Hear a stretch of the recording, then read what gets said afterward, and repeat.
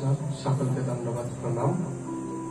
জয় গুরু মহারাজ কি জয়, জয় শ্রীল প্রভুপাদ কি জয়, জয় রাধা দামোদর ভগবান কি জয়, জয় যশোদানন্দ বাবা কি জয়, সমবেত ভক্তবৃন্দ কি জয়। হরে কৃষ্ণ। সকলকে ধন্যবাদ, প্রণাম। তো আসুন আমরা কৃষ্ণ কথা আসবো। আমাদের আলোচনা চলছিল যে কুবেরের দুই পুত্র নলকুবর আর মণিগ্রীব, তারা যখন মদমত্ত হয়ে অসামাজিক কিছু আচরণ তারা করছিল, ঠিক সেই সময় তাদের কাছে নারদ মুনি এসে উপস্থিত হন।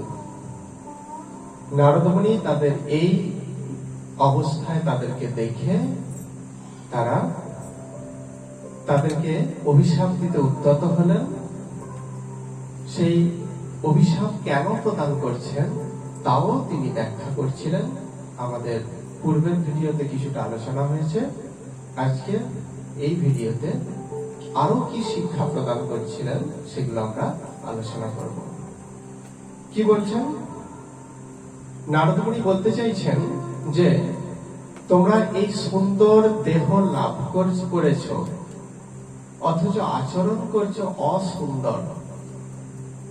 তোমরা যে এই সুন্দর দেহ লাভ করে এই অসামাজিক ক্রিয়াকর্মে যুক্ত, তোমরা কি জানো যে এই দেহের প্রকৃত অধিকার কার?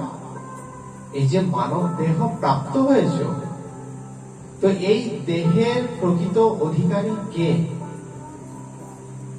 নারদ মুনি নলকুবের আর মণিগ্রীবকে এই শিক্ষা দিলেন যে এই সম্পত্তি, অর্থাৎ আমাদের মানব দেহটা এক প্রকার সম্পত্তি, তাই তো? মানব দেহটা, এই সম্পত্তি লাভ করেছ, এই সম্পত্তিটা প্রকৃতপক্ষে কার? তিনি প্রশ্ন করছেন। এই দেহটা কি অন্নদাতা বা গর্ভ ধারণকারী পিতা, অথবা এটি কি 9 মাস গর্ভে যিনি ধারণ করেছেন সেই জননী বা জন্মদাতা পিতা পিতামহের? তুমি যে এই দেহটা প্রাপ্ত হয়ে অসামাজিক কর্ম করছো, এই দেহের গুরুত্ব বোঝো? এই গুরুত্বটা জানো? গুরুত্ব না বুঝেই তোমরা এরকম অসামাজিক ক্রিয়াকর্ম করছো। তো এই দেহটা প্রকৃতপক্ষে কার অধিকার? অন্নদাতা, যিনি আমাকে খাওয়াচ্ছেন, অন্নদাতা। কি বলি? উনি আমার পিতা, উনি আমার ভগবান। কেন না, উনি যদি আমাকে একটা কাজ না দিতেন, আমি হয়তো আজ শুকিয়ে মরে যেতাম। হয়তো তাই বাহ্যিক দৃষ্টিতে, কিন্তু আমাদের জীবন ধারণের জন্য প্রকৃতপক্ষে আমাদের কর্মই দায়ী। আমাদের ভগবান সবকিছু মেপে রেখেছেন। ওই জন্য তুলসীদাস বলছেন যে দানে দানে পর লেখা হুয়া হে খানে वाला का नाम, মানে প্রত্যেক দানায় দানায় লেখা আছে যে খাবে। আপনার ভাগ্যে যে খাবার আছে সেটা আমি যেমন খেতে পারি না, আমার ভাগ্যে যে খাবার আছে সেটা আপনিও খেতে পারবেন না। প্রত্যেক দানায় লেখা আছে এই দানাটাকে খাবে, বিধাতা ঠিক করে দিয়েছেন। তাহলে যিনি আজ আমার অন্ন জোগাচ্ছেন বলে বাহ্যিক ভাবে মনে হচ্ছে, এই দেহটা কি তার? যিনি জন্ম প্রদান করেছেন সেই পিতার, নাকি যিনি গর্ভে ধারণ করেছিলেন এতদিন সেই মাতার? বিচার করো, কার এই দেহটা? যিনি বলবান ব্যক্তি বল প্রয়োগের দ্বারা নিজের কাজ করিয়ে নেয়, এই দেহ কি তার? অর্থাৎ দেহের গুরুত্ব বোঝাচ্ছেন নারদ মুনি তাদেরকে। কিংবা যে তাকে মূল্য দিয়ে ক্রয় করেছে, সেই ব্যক্তি, আগেকার ভূমিদাস প্রথা ছিল না, বা দাস প্রথা। বাজারে যেমন সবজি কিনতে পাওয়া যায়, লাইন দিয়ে বসে সবজি বিক্রি করে, তখন ছিল দাস বিক্রি হতো বাজারে লাইন দিয়ে। কার হৃষ্টপুষ্ট শরীর, কে কতটা খাটতে পারবে, তার উপর ভিত্তি করে এই দাস কিনতে পারা যেত। ঠিক আছে, তাহলে কিনে নিল মানে আমি সম্পূর্ণভাবে তার হয়ে গেলাম। বলছে সত্যি কি তাই? তুমি তার হয়ে গেলে, দেহটা তার। আর কি বলছে? চিতার যে জ্বলন্ত অগ্নিতে এর শেষ পরিণতি লাভ হয়, এই দেহটা কি সেই অগ্নি? অর্থাৎ আমাদের দেহটা তো কেউই ভোগ করতে পারে না, শেষ পর্যন্ত কে ভোগ করে? এই দেহটা অগ্নি ভোগ করে সেটাকে কি করে? ছাই করে দেয়। তাহলে নারদ মুনি এখানে বোঝাতে চাইছেন যে তাহলে এই দেহটা কি সেই অগ্নির অধিকারে? এই এটা দেহটা কি সেই অগ্নির, নাকি যে সকল কুকুর শিগালানি জানোয়ার তাকে ছিঁড়ে খাবে বলে আশা করে আছে তাদের? এই দেহটা যতক্ষণ আমাদের প্রাণ আছে, একটা মানুষ যদি যেখানে কি বলবো শকুনরা যেখানে গরু ঠেলা হয় সেখানে কি করে, তারা আকাশ থেকে দেখতে পায়, তাই তো? দেখতে পায় যে তাদের খাবার আছে কিনা, সেখান থেকে দেখে তারা সেই খাবারগুলো খেতে আসে। আচ্ছা, একটা জ্যান্ত গরু যদি সেখানে বিচরণ করে তাকে কি খেতে আসে? আসে না তো। মৃত গরু যদি সেখানে থাকে তবেই খেতে আসে। ঠিক আছে? অর্থাৎ এখানে বলছে সেই যে সমস্ত কুকুর শিগাল জানোয়াররা মৃত্যুর পর আমাদের দেহটাকে নিয়ে উৎসব করে, তাদের মহোৎসব। একটা মৃতদেহ যখন বেওয়ারিশ লাশ যেগুলোকে বলা হয়, সেগুলোকে যদি কোনো একটা জায়গায় ফেলে দেওয়া হয়, তখন সেই দেহটা সৎকার করা হয় না। তার ফলে কি হয়? শিয়াল কুকুরগুলো তারা উৎসব করে, মহোৎসব হয় তাদের। তারা ছিঁড়ে ছিঁড়ে খায়, আনন্দ করে, তারাও যেন সেটা পার্টি দিচ্ছে, তাদের পার্টি সেটা। তো এইভাবে শেষ পর্যন্ত আমাদের দেহের পরিণাম তাদের পেটে যায়। তাহলে আমাদের দেহটা কি সেই শিয়াল কুকুরদের? জিজ্ঞাসা করছেন। আর কি এইভাবে প্রকৃত বিচারে এই দেহের ওপর বিশেষ একজনের অধিকার স্বীকার করা যায় না। নারদ মুনি বলছেন এইভাবে অধিকার করে যে কোনো একজনের ওপর এই অধিকারটা দেওয়া যায় না। এই দেহ পিতারও নয়, মাতারও নয়, এই দেহ শিকার কুকুর, অগ্নি বা অন্য কারোরই নয়। সুতরাং সাধারণ বস্তু এবং এর কোনো অসাধারণ মহত্ব নেই। এই যে দেহ, জড় দেহ, পঞ্চভূত দ্বারা সৃষ্ট, পঞ্চভূতেই বিলীন হয়ে যাবে। এর আবার মহত্ব কি? কিন্তু মহত্ব একটা আছে, এই দেহ লাভ করে কৃষ্ণ ভজন করা যায়। এই দেহ লাভ না করে কৃষ্ণ ভজন করা যায় না। আমাদের মানুষ ছাড়াও কত রকমের পশু পাখি কীট পতঙ্গ আছে, তারা কি সৎসঙ্গের আয়োজন করে? তারা কি হরিকথা শ্রবণ করে? তারা কি বুঝতে পারে? এখানেই কত মশা মাছি কীট পতঙ্গ আছে না? এখানে যারা মানব দেহধারী ব্যক্তি আছেন, জীব আছেন, তারাই তো এই কথাগুলো অনুধাবন করতে পারছেন। তারা তো বই পারছে না, কিন্তু প্রকৃতপক্ষে তারাও যা, আমরাও তাই। কেন? তারাও চিন্ময় ও সনাতন বা শাশ্বত আত্মা, পরমাত্মার অংশ, আর আমরাও সেই শাশ্বত ও চিন্ময় আত্মা, পরমাত্মা ভগবান শ্রীকৃষ্ণেরই অংশ কণা মাত্র। তাহলে তারাও যা, আমরাও তাই। কিন্তু তারা তাদের কর্মফলে ওই দেহ লাভ করেছে, আমাদের নিশ্চয়ই কিছু স্বীকৃতি ছিল, তাই আমরা মানুষ দেহ লাভ করেছি। কিন্তু এই মানুষ দেহ লাভ করেছি বলেই এই দেহটাকে কিন্তু যথেচ্ছাচার করে সেটাকে কখনোই বিনষ্ট করা উচিত নয়। সেটা এখানে কিন্তু বলছেন প্রকৃতি থেকেই এই দেহ সৃষ্টি হয়েছে, আবার প্রকৃতিতেই আমাদের দেহ বিলীন হয়ে যাবে। এই অবস্থায় নিতান্ত মূর্খ বা পশু ব্যতীত যার সামান্যতম বুদ্ধিও আছে, সে কি এই দেহকে আত্মা বলে মনে করে এর জন্য অন্য প্রাণীকে দুঃখ দিতে বা বধ করতে পারে? অর্থাৎ যার বিন্দুমাত্র, যার উপলব্ধি ক্ষমতা আছে, তিনি কখনোই অন্য জীবকে এইভাবে কষ্ট দিতে পারেন না, বা তারা কখনোই কিন্তু সমাজে অসামাজিক কাজকর্ম করে সমাজকে বিপদগামী করতে পারে না। সেই কথা বলছেন। আর কি ধনৈশ্বর্যের অহংকারে অন্ধ দুরাত্মার পক্ষে দারিদ্র্যই সর্বশ্রেষ্ঠ দারিদ্রতা। অন্ধ মানে যারা ধনমদে অন্ধ হয়ে গেছে, তাদের যোগ্য শাস্তি হচ্ছে দারিদ্রতা। তারা ঐশ্বর্যের অহংকারে আর যা না তাই করছে, তারা যখন দারিদ্রতায় মুখোমুখি হবে তখন তাদের সেই অহংকারটা সম্পূর্ণভাবে কি হবে? বিনষ্ট হয়ে যাবে। তাই তোমাদেরকে দরিদ্র করে দেব, একজন মহাত্মা সেটা পারেন। ওই জন্য কি বললাম পূর্বে,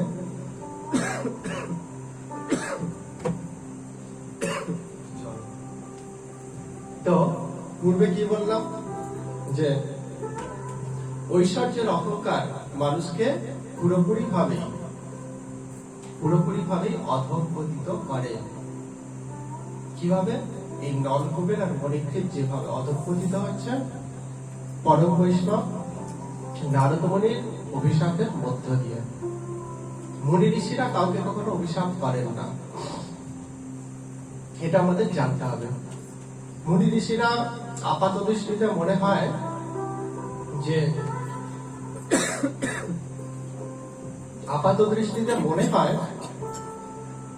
যে অভিশাপ প্রদান করছেন, কিন্তু প্রকৃতপক্ষে কিন্তু সেটা নয়।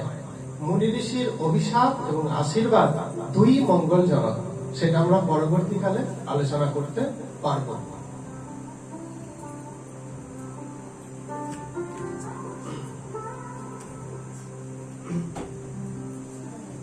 তো সেটাই বলছেন যে ঐশ্বর্যের অহংকারে অন্ধ হয়ে তোমাদের যে অবস্থা, সেই অবস্থা থেকে বা সেই তোমাদের পাপ কর্ম থেকে বিরত করার একটাই উপায়। সেটা কি? সেই উপায়টা হচ্ছে তোমাদেরকে দারিদ্রতা প্রদান করা। আজ কুবের ভবনে তারা কত ঐশ্বর্য ভোগ করছিল, কিন্তু বৃক্ষজনী প্রাপ্ত হলে তারা তো সত্যিই দরিদ্র, নিজের ফলটাও ভোগ করতে পারে না, অপরে পেরে নিয়ে চলে যায়। নিজের শরীরের ডালপালাগুলো নিজে রক্ষা করতে পারে না। একজন ধনবান ব্যক্তি বা ক্ষমতাবান ব্যক্তি যেমন দরিদ্রের সর্বস্ব লুট করতে পারে অনায়াসে, পারে তো অনায়াসে একজন ধনবান বা ক্ষমতাবান ব্যক্তি একজন দরিদ্রের সর্বস্ব লুট করে নিয়ে চলে যেতে পারে নির্বিঘ্নে, বাধাহীন ভাবে। ঠিক সেরকম যে গাছ তার নিজের ফলটাও নিজে ভোগ করতে পারে না, তার ডালপালাকেও সে রক্ষা করতে পারে না, কেউ এসে অনায়াসে সেগুলোকে কেটে নিয়ে চলে যেতে পারে। তাহলে গাছের মতো দরিদ্র আর কেউ আছে? নেই তো। সেই জন্য তাদেরকে সেই সুখময় স্থান থেকে ভ্রষ্ট করে কি করছেন না, এই মর্তভূমিতে তাদেরকে বৃক্ষ জন্ম প্রাপ্ত করার জন্য নারদ মুনি অভিশাপ দিচ্ছেন। তারপরে বলছেন যে কেন দারিদ্রতা প্রদান করছি? কারণ দরিদ্র ব্যক্তি নিজে কষ্ট ভোগ করে বলে সবার ব্যথাটা বোঝে। ধনী ব্যক্তি সেই ব্যথাগুলো, অপরের ব্যথা উপলব্ধি করতে সক্ষম হয় না, কিন্তু একজন দরিদ্র ব্যক্তি পারে যে অপরের দারিদ্রতার জ্বালা কি, এটা পারে। যেমন মনে আছে ইতিহাসের, ইউরোপের ইতিহাসের কোন একজন রানী, তিনি যখন ছোট ছিলেন তখন তার বাবা রাজা, তো উনি হাতির পিঠে করে বেড়াতে যাচ্ছেন। এবার রাজার মেয়ে বেড়াতে যাচ্ছেন, মানে খুব ছোট্ট তখন, তার মানে তার কত পাহারা থাকবে, যাচ্ছে। যেতে যেতে দেখছে যে এক জায়গায় একটা পোড়া রুটিকে কেন্দ্র করে 10 জন মানুষ ঝগড়া করছে, মারপিট করছে। এ বলছে আমি আগে দেখেছি, রুটিটা আমি আগে খাবো। ও বলছে আমি আগে পৌঁছেছি, আমি আগে খাবো। এ বলে আমি দেখিয়েছি, আমি খাবো, ইত্যাদি। এই নিয়ে নিজেদের মধ্যে ঝগড়া হচ্ছে। তখন হাতির ওপর থেকে সেই ছোট্ট রাজকন্যা জিজ্ঞাসা করছে যে ওরা কি করছে? বলছে মারপিট করছে। কেন? বলছে যে পোড়া রুটিটাকে নিয়ে মারপিট করছে। বলছে একটা পোড়া রুটি নিয়ে ওরা মারপিট করছে, কেন কেক খেতে পারে না? ভালো করে বিচার করুন, একটা কেকের মূল্য কত, একটা পোড়া রুটির মূল্য কত? কেকটা কিরকম দামি, তো রুটির মতো অতটা কম দামের নয়। বলছে একটা পোড়া রুটি নিয়ে মারপিট করছে, এটা লজ্জার বিষয়। ওরা কেক খেতে পারে না, তার মানে কি দারিদ্রতার জ্বালা বোঝে না তো, যে একটা পোড়া রুটি পেলে তাদের পেটের খিদে, কতদিনের খিদে নিবারণ হবে তাও সম্পূর্ণ নয়, কিঞ্চিৎ, সেই কষ্ট তারা বোঝে না। কারণ সোনার চামচ মুখে দিয়ে তারা পরমান্ন খায়। তারা কি করে বুঝবে যে একটা পোড়া রুটির দাম কিরকম? ঠিক সেই রকম যে দরিদ্র ব্যক্তির কি অবস্থা বা দরিদ্র ব্যক্তির কি কষ্ট, সেটা একমাত্র দরিদ্র ব্যক্তি উপলব্ধি করতে পারে। যাদের রাজভোগ খাওয়া মুখ, যারা সোনার চামচে পরমান্ন খায় প্রতিদিন, তারা কিন্তু সেটা উপলব্ধি করতে পারে না। সেই উপলব্ধি করানোর জন্যই তোমাদেরকে আমি অভিশাপ প্রদান করে কি করছি না, তোমাদেরকে এই বৃক্ষ জন্ম প্রাপ্ত করাচ্ছি। এইটাই বলছে। আর কি, যার দেখে অন্তত একবারও কণ্ঠবিদ্ধ হয়েছে সে বোঝে কিন্তু যার কাঁটা ফুটেছে তার ব্যথাটা কি, তাই তো? যার কাঁটা ফুটেছে সেই তো বোঝে। অপর একজন ব্যক্তির শরীরে কাঁটা বিদ্ধ হলে সে তো বুঝতে পারে যে ওর ব্যথাটা কিরকম, কারণ আমারও একদিন ওই কাঁটা আমার শরীরেও ফুটেছিল। তাই আমি উপলব্ধি করতে পারবো। যার শরীরে কখনো কাঁটা ফোটেনি সে কিন্তু কখনোই উপলব্ধি করতে পারবে না। সেই জন্য এখানে বলছে যে যার শরীরে কাঁটা বিঁধেছে সেই অপরের সেই কষ্টটা বোঝে। দরিদ্র ব্যক্তির অহংকার বা ঔদ্ধত্য থাকে না। একজন ধনী ব্যক্তি যার মান যশ ক্ষমতা পরিপূর্ণ, তার যেমন ঔদ্ধত্যপূর্ণ আচরণ, সেটা একজন দরিদ্র ব্যক্তির থাকে না। দরিদ্র ব্যক্তি সদাই বিনয়ী, সে সর্বদাই নিজেকে সংকুচিত করে রাখতে পারে, কিন্তু একজন ধনী ব্যক্তি কখনো সেটা পারে না। সেই জন্য বলছেন যে দৈব বশে এই দারিদ্র্যের কারণে তাকে যে কষ্ট ভোগ করতে হয় তাই তার পক্ষে পরম তপস্যা হয়ে দাঁড়ায়। অর্থাৎ দারিদ্রতা কি বলছে শাস্ত্র? দারিদ্রতাকে এটাকে ভয় করতে বারণ করছে। কেন? এটা একটা তপস্যা আমাদের জীবনে। দারিদ্রতা মানে জীবনে দুঃখ, জীবনে কষ্ট, যন্ত্রণা আসবেই দারিদ্রতার কারণে। আর আপনার জীবনে যত দুঃখ, কষ্ট, দারিদ্রতা আসবে ততই আপনি এই বাস্তবকে চিনতে পারবেন। আপনার প্রকৃত আত্মীয়কে, প্রকৃত উপকারীকে, এই সমাজকে, জগৎকে আপনি পুঙ্খানুপুঙ্খ ভাবে চিনতে পারবেন যদি উপলব্ধি করার মানসিকতা থাকে। তাহলে এই যখন উপলব্ধি করতে পারবেন তখনই আপনার ঈশ্বর তত্ত্ব সম্পর্কে একটা হৃদয়ে ধারণা আসবে যে তাহলে এই জগৎ কার দ্বারা পরিচালিত হয়, কেন এত দুঃখময়, কি কারণে এত দুঃখ এই জগতে। যখনই জগৎকে দুঃখময় বলে মনে হবে তখনই একটা আনন্দময় জগতের সন্ধান করতে ইচ্ছা করবে। আর তখনই কি হবে? তখনই সাধুগুরু বৈষ্ণবের কৃপায় কি হবে না, সেই পরম তত্ত্বকে উপলব্ধি করতে সক্ষম হবেন। সেই জন্য বলছেন দারিদ্রতা এটা অভিশাপ নয়, দারিদ্রতা দরিদ্র মানুষের জীবনের একটা তপস্যা মাত্র। এই তপস্যা করতে থাকুন, দেখবেন ফল অবশ্যই একদিন প্রাপ্ত হবেন।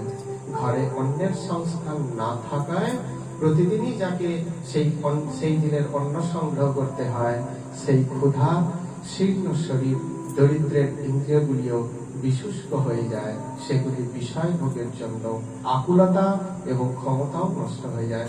অর্থাৎ যাদের নিত্য অভাব, তাদের সমস্ত ইন্দ্রিয়গুলো সংযত হয়ে যায়, কারণ তারা জানে যে আমরা চাইলেও পাবো না, তাই আজ নুন ভাত জুটেছে এটাই খাও, খেতে বাধ্য।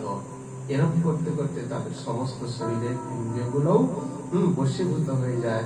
ফলে সততই তার হিংসা অর্থাৎ নিজ ভোগ সুখের জন্য অন্য প্রাণীর ক্ষতি সাধন বা সমাজের ক্ষতি সাধন করার মানসিকতা তাদের থাকে না। একজন ধনবান ব্যক্তি, মানে আমি কোন ধনবানের ক্ষেত্রে বলছি, আমাদের সমাজে অনেক ধনবান ব্যক্তি আছে, তাদের কথা বলছি না। কোন ধনবান ব্যক্তি? যে সমস্ত ধনবান ব্যক্তিরা আধ্যাত্মিকতা থেকে দূরে থাকে তাদের কথা বলছি। এখানে অম্বরীশ মহারাজও ধনবান ব্যক্তি, আবার নলকুবের আর মণিগ্রীব এরাও ধনবান ব্যক্তি, কিন্তু দুজনের আচরণ আলাদা। তো ধনবান ব্যক্তি মানেই এমন হবে এটা বলছি না, বা শাস্ত্র বলছে না। অম্বরীশ মহারাজ ধনবান ব্যক্তি, সসাগরা পৃথিবীর রাজা, তার আচরণ কিরকম? কেন? তার আচরণ কতটা মধুর। কেন মধুর? কারণ তিনি নিত্য সাধু সঙ্গ করতেন, নিত্য ভগবত সেবা করতেন। আর এদের অবস্থা কেন এইরকম অসামাজিক? কেন? কারণ এরা সাধু সঙ্গ জীবনে করেনি, সাধু সঙ্গ থেকে নিজেদেরকে দূরে রেখেছে এবং ভগবত সেবার পরিবর্তে নিজের ইন্দ্রিয়ের সেবা করতেই এরা ব্যস্ত। তাই এদের অধঃপতন সম্ভব হয়েছে, অধঃপতন ঘটতে চলেছে। নারদ মুনি সেই অভিশাপ প্রদান করবেন। তো এইটাই যে আলোচনা, যে আমাদের দেহ প্রকৃতপক্ষে কার সেটা আমাদেরকে উপলব্ধি করতে হবে। এই দেহ হরিভজন করার জন্য নৃদেহ মাধ্যম সুলভম সুদুর্লভম প্লবম সুকল্পম গুরু কর্ণ ধারম। কি বলছে এটা? এই নৃদেহ অতি দুর্লভ, সহজে প্রাপ্ত হয় বলে মনে হলেও কিন্তু এটা অতি দুর্লভ।